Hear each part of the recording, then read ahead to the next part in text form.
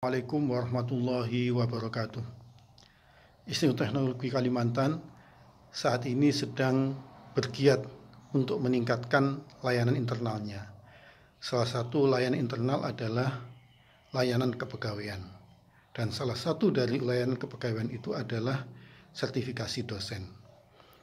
Oleh karena itu, ketika Mas Rio S. Delma mengusulkan aktualisasi diri untuk membuat atau menyusun petunjuk teknis operasional sertifikasi dosen, kami sebagai Wakil Rektor Bidang Non-Akademik yang bertanggung jawab terhadap urusan kepegawaian sangat mendukung atas upaya itu.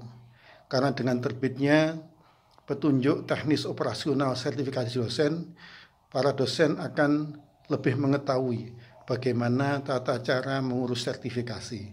Dengan demikian akan bisa mendorong para dosen untuk mengajukan sertifikasi dan memotivasi mereka untuk memperoleh sertifikasi.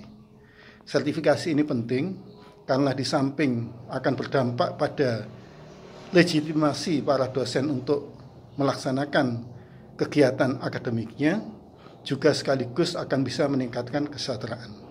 Oleh karena itu, sekali lagi, sebagai Wakil Rektor Bidang 2 yang membidangi urusan kepegawaian, saya menyampaikan terima kasih dan support atas upaya yang dilakukan oleh Mas Rio S. Delma.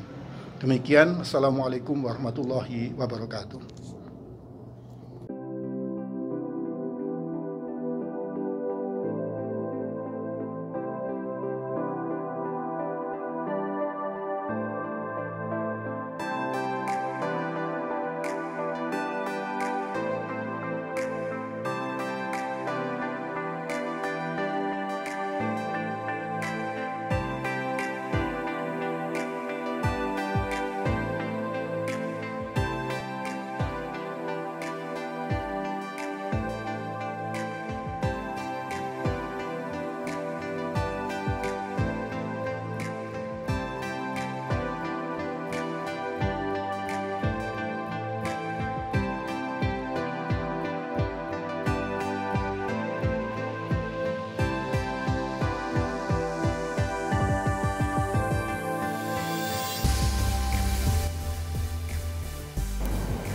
Assalamualaikum warahmatullahi wabarakatuh. Semangat pagi.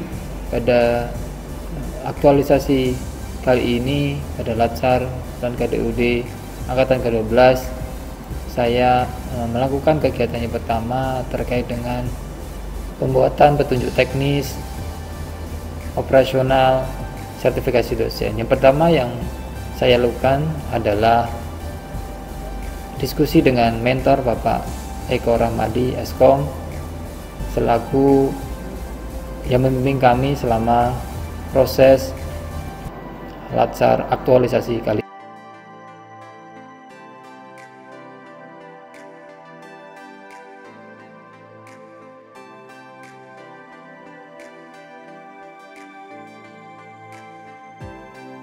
Pada tahap yang kedua, kegiatan yang pertama pembuatan rancangan ini, saya mencoba mulai untuk mencari referensi tentang dasar hukum, dan lalu saya membuat rancangannya yang berupa peraturan rektor.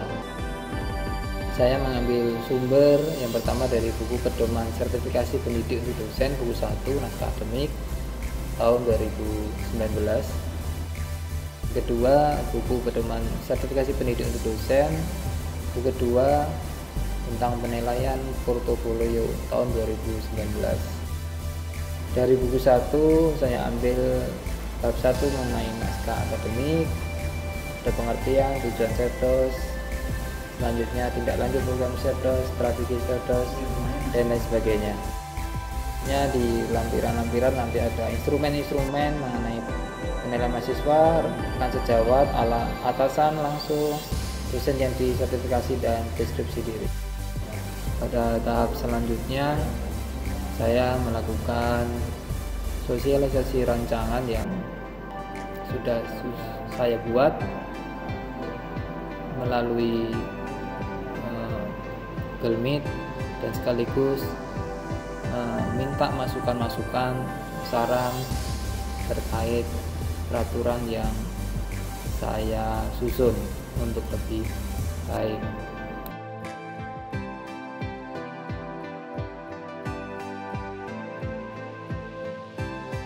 Alhamdulillah akhirnya petunjuk teknis operasional sertifikat dosen ITK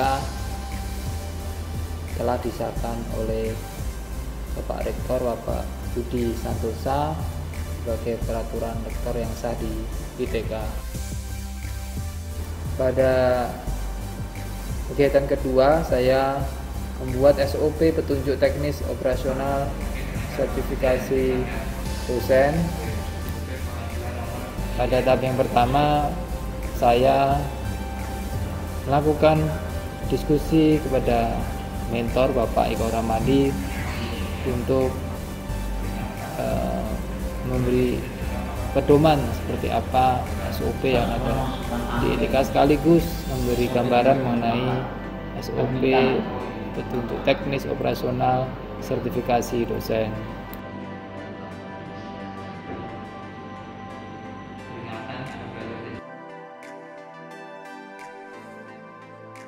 Setelah diskusi dengan mentor, saya selanjutnya diskusi dengan Ibu Menasita selaku orang yang paham mengenai SOP, tata aturan SOP di ITK.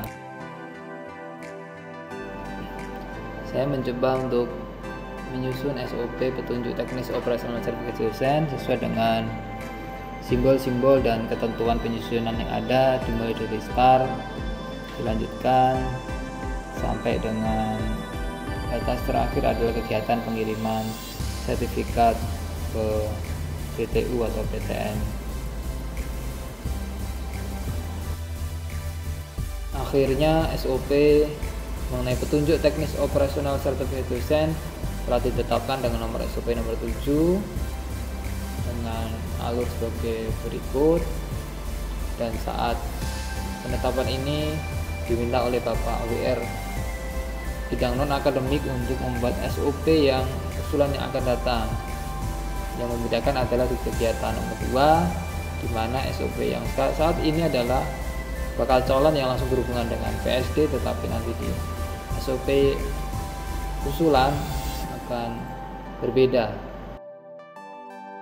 Nah, ini adalah usulan SOP di mana pelaksana di kolom kedua adalah ketua jurusan, dan ini menjadi usulan untuk SOP operasional sertifikat dosen untuk tahun depan. Untuk selanjutnya saya mengadakan sosialisasi SOP kepada rekan-rekan di Subbag Umum dan Kepegawaian.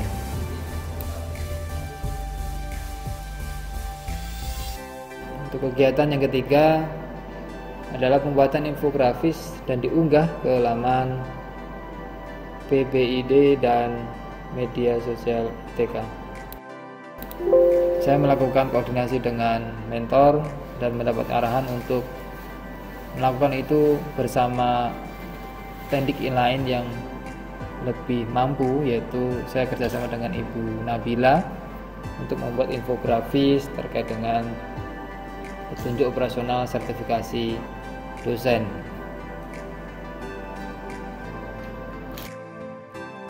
Untuk selanjutnya saya melakukan sosialisasi rancangan infografis tentang Serdos untuk menerima masukan-masukan terkait infografis yang kami buat awal mula.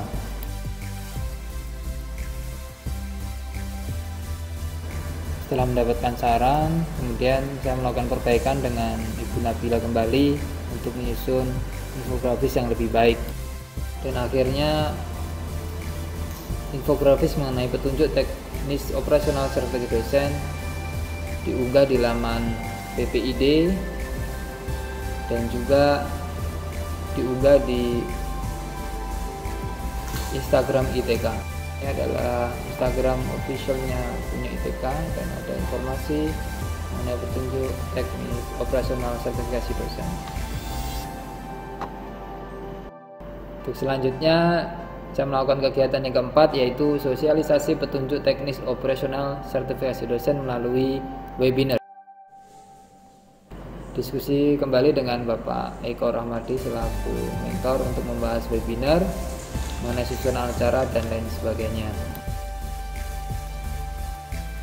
Selanjutnya saya membuat undangan melalui email IPK kepada seluruh dosen yang ada di ITK tanpa terkecuali.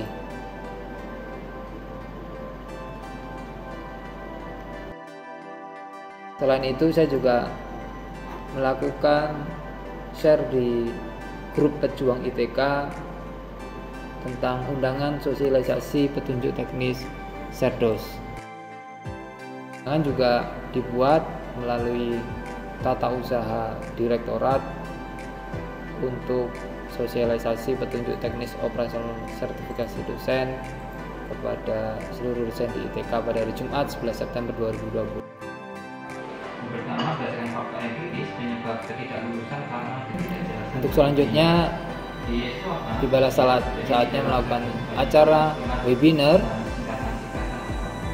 dan susunan acaranya adalah yang pertama adalah sambutan dari Bapak Wakil Rektor bidang non akademik, selanjutnya presentasi dari saya, dilanjutkan oleh Bapak Asadi, dan terakhir ada sharing session oleh Bu Lovita dan tanya jawab, dan berakhir pada pukul 12.00 WITA dengan peserta 93 orang.